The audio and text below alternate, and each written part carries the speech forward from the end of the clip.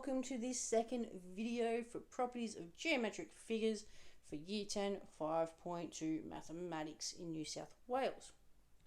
In this video we are going to focus in a little bit on triangles and some of the more interesting properties around triangles and some of the bits and pieces that are going to help us in the future with different types of complex geometric problems. So a couple of things to remember about triangles. The angle sum of a triangle is 180 degrees. So this is an internal,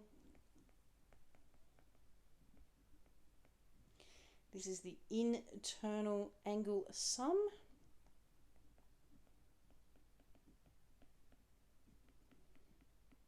Is 180 degrees. So as you can see over here, all three of those angles must equal 180 degrees. If they don't, you've done something wrong or it has been marked incorrectly. So please make sure that your angles add to 180 degrees. This is very useful when you're trying to find missing bits of information. The exterior angle sum of a triangle. The exterior angle sum of a triangle. Well, this is a little bit different. So when they're talking about the exterior, we're talking about this bit. So what we're doing is we are extending one arm of the triangle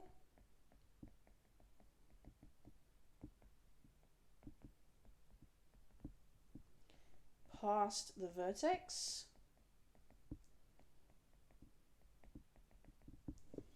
And once it's gone past the vertex, it creates an angle with the other arm on the outside of the triangle. So that's this little bit here. Okay, so what's happening here is that this x is actually equal to these two guys added together. Okay, so it is added together. And the way we write this is the exterior angle is equal to the sum of the angles. Is that the best way to put it? Sum of the angles. Oh, that's probably not the best way to write it. The sum of the two opposite, so you can see there that those two angles are opposite where the x is sitting.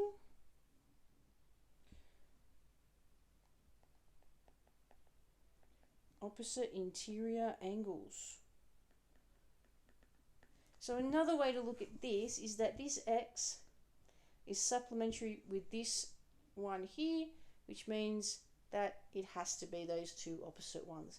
So really important that we extend that arm past the vertex of the triangle. It creates a new angle on the outside,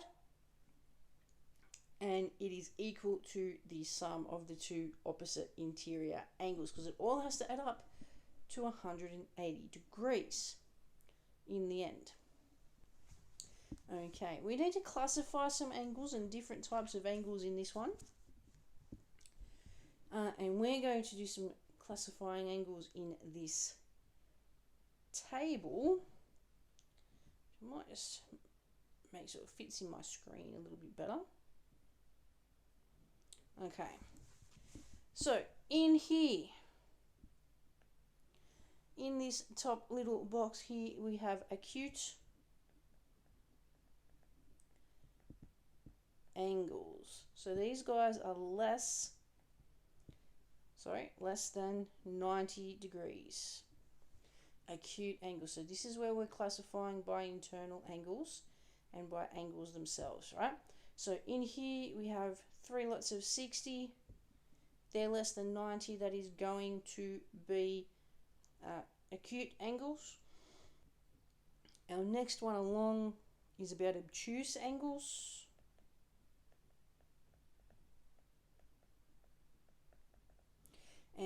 we should know that these guys are greater than 90 degrees.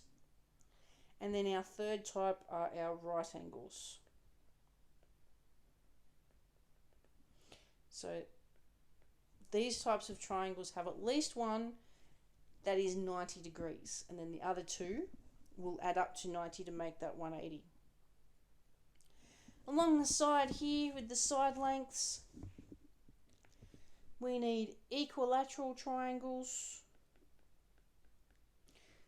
Equilateral triangles, so that's where all the sides are exactly the same. And then it stands to reason that all the angles are exactly the same. Then we have our isosceles triangles.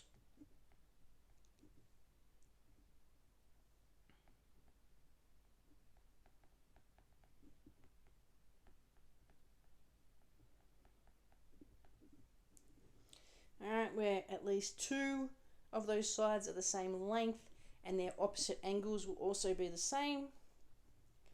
And then we have our scalene triangles,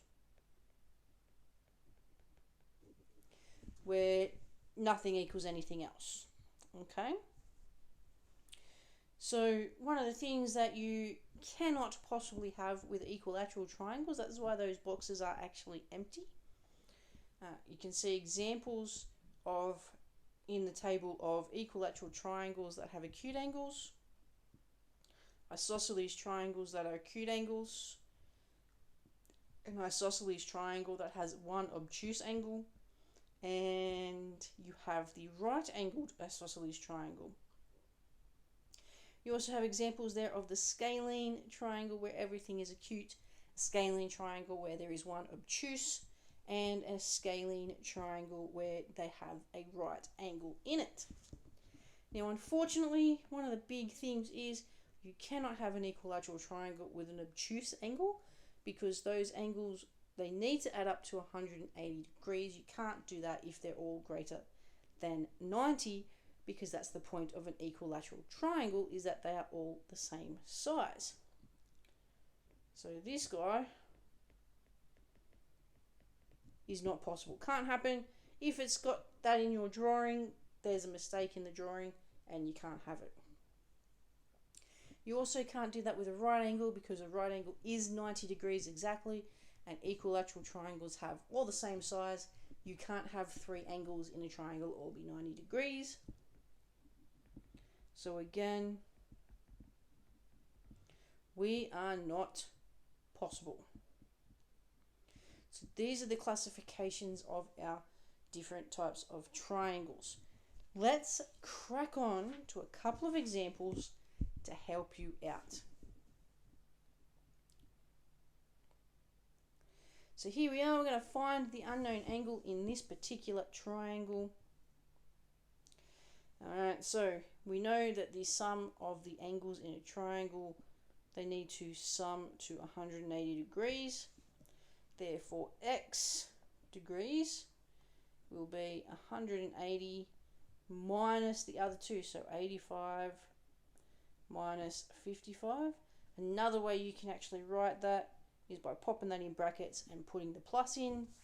That might even be a little bit more helpful, because then we can go 180, well, 55 plus 85, 5 on the 5 gives us 90, 90 plus 50 is 140. So we've got 180 minus 140, that gives us 40 degrees. So please make sure you are setting this work out just like this, so that it is nice and clear. Now, it doesn't matter whether you wanted to do it the way I was doing it originally, or if you want to do it this way. Just make sure you're writing down all those steps. Okay, here we have the value of x in this isosceles triangle. Now, this is a bit of an interesting one, because our x is down in this corner. Now, this one over here is also x. So they're both x down the bottom. That means we have 2x, or 2 lots of x, plus 40 will equal that 180, because it still has to sum to 180. So let's have a look at this. We've got 2x plus 40 equals 180. We want to do our algebra.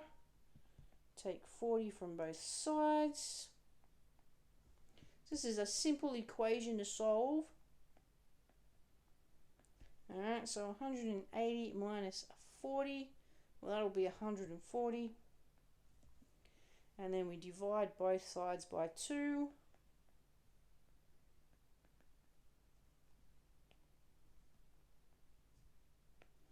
We get x equals 70. X equals 70 degrees. Alright, our last couple of examples here before we finish up and you get stuck into some questions. We want to use the exterior angle theorem, so this idea about how the exterior angle works to find the value of x. So the first one's fairly straightforward. We know that the x is equal to these two guys added together. So it's just going to be as simple as saying x equals 95 plus 50. Well, that's going to be 145. Pretty straightforward, that one. You just add those two numbers up and you get the value of x in this question. Next one over is a little bit trickier. You have to do a little bit of extra thinking about how this is going to work, but it will work essentially the same way. You might just need to do an extra step or two. We know that the 70 degrees, this little guy in here, is equal to these guys added together. So that's x plus 30. If we've got x plus 30, we just take 30 away from both sides.